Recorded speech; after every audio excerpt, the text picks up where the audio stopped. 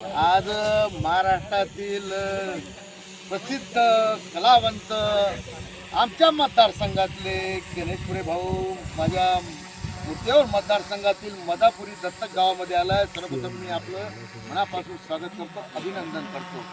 मुख्यमंत्री पंचायत राज अभियान अंतर्गत मदापुरीत जे विकास कामं झालेले आहे, जे डेव्हलपमेंट झालेलं आहे, जे आमच्या ठाकरेताई सरपंच आहे, प्रदीप दादा पहिले सरपंच होते, यांचे पती त्यांनी सगळं मिळून हे गाव डेव्हलप केलं आहे। या गावाची पाहणी करण्यासाठी आलेलं आहे, कारण या गावामध्ये आज जे आपण इथं उभा आहोत हे आंब्याची बाग आहे आणि प्रत्येक आबाजी आपल्या नाताच्यासाठी स्वप्न पाहिजे की आपल्या नाताले आंबे खायला भेटले पाहिजेत।